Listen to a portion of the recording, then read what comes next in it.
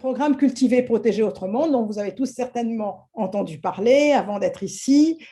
Et je rappelle en quelques mots, il s'agit d'un programme d'abord de financement de la recherche, donc avec, il y a eu un appel à projet et il y a 10 projets de recherche pour une durée de 6 ans qui travaillent actuellement à trouver des solutions dans le cadre de la sortie des pesticides.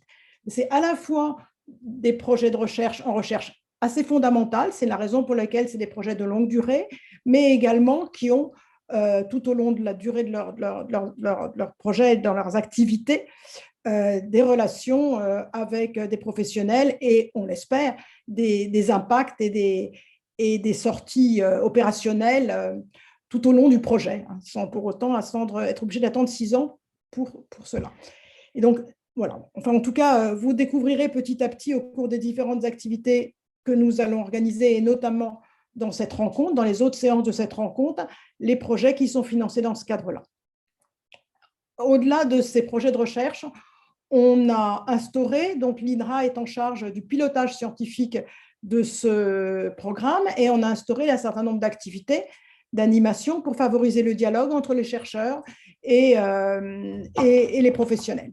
Et c'est dans ce cadre-là que ces rencontres chercheurs et professionnels sont organisées. On va en organiser un certain nombre, on a prévu d'en organiser une par an, et celle-ci, c'est la première. Donc, c'est la première. Alors, on aurait évidemment bien aimé la tenir en présentiel. On avait prévu de la tenir à Chartres déjà l'année dernière, et puis on l'a décalée. Et puis finalement, la situation Covid se prolongeant, on a considéré qu'il était préférable de la faire comme cela ce matin plutôt que de la reporter. Mais on espère bien pouvoir avoir d'autres occasions de se rencontrer en vrai, en présentiel, comme on dit maintenant, prochainement. Du coup, pour en venir à assez rapidement à notre rencontre sur la diversification des cultures, ce n'est pas par hasard qu'on a choisi ce thème de la diversification en grande culture et en lien avec la réduction des pesticides pour démarrer cette première séquence, donc qui aura lieu sous forme de 4 webinaires au cours du mois de juin. Ce n'est pas par hasard qu'on a choisi cette thématique, c'est parce que c'est une thématique sur laquelle on sait qu'il y a déjà pas mal de connaissances sur les solutions et les difficultés de cette diversification, sur ce que cette diversification permet de faire, notamment la réduction des pesticides, puis c'est ce qui nous intéresse, mais aussi sur les difficultés. Les années prochaines, on s'attaquera à d'autres thématiques qui peuvent également intéresser ce dialogue entre les chercheurs et les professionnels, mais peut-être sur lequel on est plus au début des activités de recherche.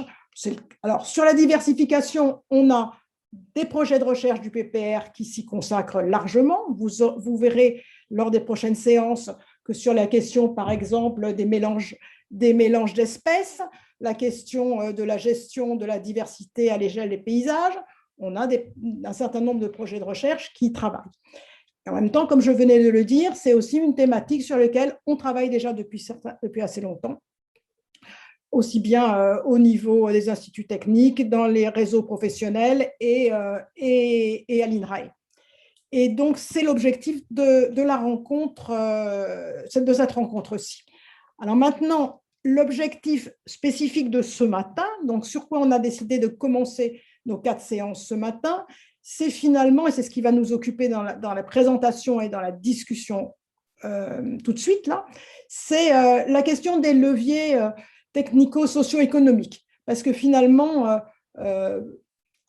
on s'est dit qu'avant de parler des aspects très scientifiques de la diversification et de son effet sur les pesticides, on va en parler bien sûr, mais on sait bien que finalement, la question de la faisabilité pour un agriculteur, c'est-à-dire des débouchés qu'il va trouver en introduisant des nouvelles cultures dans son système de culture, c'est finalement un point clé. Alors, pour notre matinée, on a 4 interventions. On a une première intervention un peu de cadrage qu'on a préparée ensemble, Marie-Hélène Geoffroy, moi-même et Rémi Ballot, et qui va nous donner un certain nombre d'informations sur l'état actuel et la conséquence de la diversification.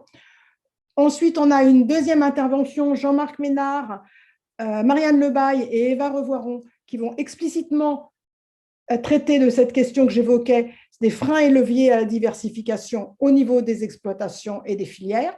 Ça, c'est pour les deux interventions de chercheurs, disons.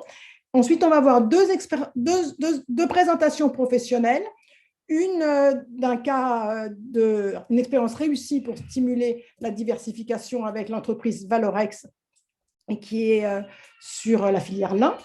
Et puis, en quatrième temps, une présentation d'un agriculteur qui est très diversifié et qui va nous présenter son expérience.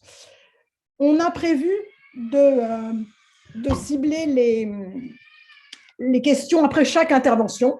On verra si on a le temps et la possibilité, s'il y a des questions d'ordre général, d'en poser également quelques-unes à la fin de la matinée.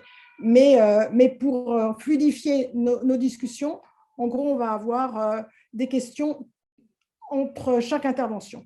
Et donc, on est nombreux. Alors, pour l'instant, on vient de dépasser les 100 participants et tout le monde n'est pas arrivé. On voit bien qu'il y a des gens qui arrivent progressivement. Donc, c'est clair qu'on ne peut pas avoir un vrai dialogue comme on l'aurait si on était ensemble vraiment.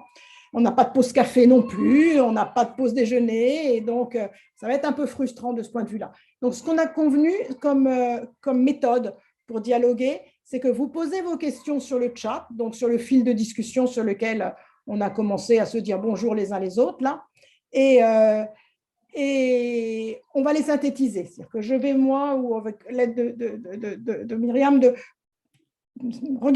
lire le chat en permanence, et dans la mesure du possible, prendre les questions, si possible les synthétiser si elles sont dans le même ordre d'idées, et les poser à l'intervenant.